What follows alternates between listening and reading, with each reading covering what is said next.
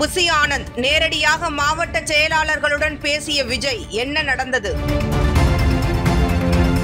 கரூர் துயர சம்பவம் தொடர்பாக தாவேகவுக்கு ஆதரவாக சோசியல் மீடியாவில் பதிவிடுவோர் மீது வழக்கு பதிவு செய்யப்பட்டால் அவர்களுக்கு மாவட்ட செயலாளர்கள் மூலமாக சட்ட உதவிகளை செய்ய அக்கட்சியின் தலைவர் விஜய் அறிவுறுத்தியிருப்பதாக தகவல்கள் வெளியாகியிருக்கிறது. தாவேக மாவட்ட செயலாளர்களுடன் வாட்ஸ்அப் காலில் பேசிய விஜய், கரூர் துயரத்தால் துவண்டுவிட வேண்டாம், புதிய உத்வேகத்துடன் பணியாற்றுங்கள் என்றும் ஆறுதல் தெரிவித்துள்ளார். கரூரில் விஜய் மேற்கொண்ட பிரச்சார கூட்ட நெரிசலில் சிக்கி 41 பேர் உயிரிழந்தனர். இந்த சம்பவம் தமிழக அரசியலில் அதிர்வலைகளை ஏற்படுத்தி இருக்கிறது. கரூரில் பாதிக்கப்பட்ட மக்களை சந்திக்காமல் விஜய் மட்டுமல்லாமல் ஒட்டுமொத்த தாவேகவினரும் தலைமறைவாகி உள்ளனர். தாவேக பொதுச் செயலாளர் புசி ஆனந்த், CTR நிர்மல்குமார் ஆகியோர் முன்ஜாமீன் கோரி நீதிமன்றத்தை நாடி இருக்கின்றனர். ஆனால் இதுவரை தாவேக சார்பாக பாதிக்கப்பட்ட குடும்பங்களை ஒருவர் கூட சென்று சந்தித்து ஆறுதல் கூறவில்லை.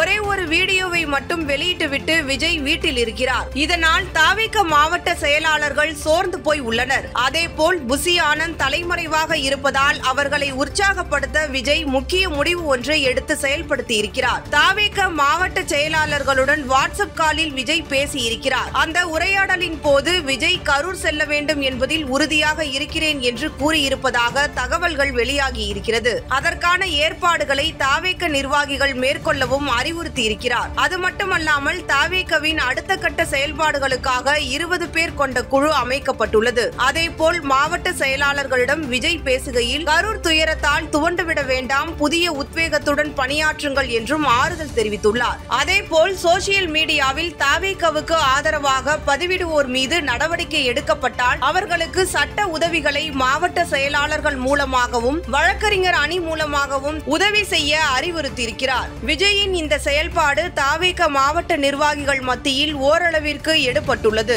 ஏற்கனவே ஆதவ் அர்ஜுனா டெல்லியில் முகாமிட்டுள்ள நிலையில் முக்கிய நிர்வாகிகள் தலைமறைவாகிவிட்டனர். இதனால் மாவட்ட செயலாளர்கள் அடுத்ததாக என்ன செய்ய வேண்டும் என்பது புரியாமல் தவித்து நிற்கின்றனர். இதனால் நேரடியாக விஜய் மாவட்ட நிர்வாகிகளுடன் ஆலோசனை மேற்கொண்டிருப்பதாக விவரம் அறிந்தவர்கள் கூறுகின்றனர். அங்க இருக்கக்கூடிய மக்களுக்கு சரியான ஒரு பாதுகாப்பை கொடுக்கல. அவங்க தண்ணி கூட கொடுக்கல. அங்க பார்க்கும்போது அந்த மீட்டிங் எல்லாம் முடிஞ்சதுக்கு அப்புறம் வெறும் செருப்பு மட்டும் தான் இருந்துச்சு. அங்க வாட்டர் பாட்டில் கிடையாது. அவங்க எந்த மாதிரி விஷயம் கிடையாது. அப்ப காரணம், எடப்பாடி பழனிசாமி கலந்துகிட்டாரு. அந்த நிகழ்ச்சியில 15,000 பேர் கலந்துக்கிட்டாங்க. எந்த அசம்பாவிதமும் நடக்கல. இவங்க கூட்டத்துல 27,000 பேர் கலந்துருக்காங்க. அப்ப இவங்க இதுல இன்சிடென்ட் நடந்திருக்கு அப்படின்னா விஜய் அவர்கள் என்ன பண்ணிருக்கணும் அப்படின்னா, என்ன சிஎம் சார் மிரட்டி பாக்குறீங்களா, என் மீது கை வைங்கள், என் தொண்டர் மீது கை வைக்கல அப்படின்னு எமோஷனலா அவர் இளைஞர்களை வன்முறைகளை தூண்டுற விதமா பேசியிருக்கிறாரு.